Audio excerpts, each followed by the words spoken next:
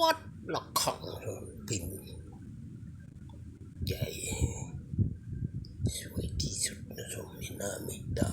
ชมเลยชม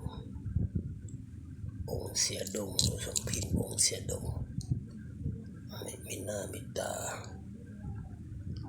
ให้ท่านผู้ชมชม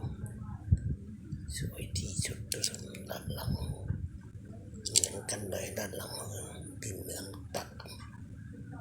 พิมพ์ใหญ่องค์เสียดงพระพิมพ์สวยที่สุดในโลกสายจำลอง062 636 3451องค์เสียดงสวยที่สุดในโลกสายจำ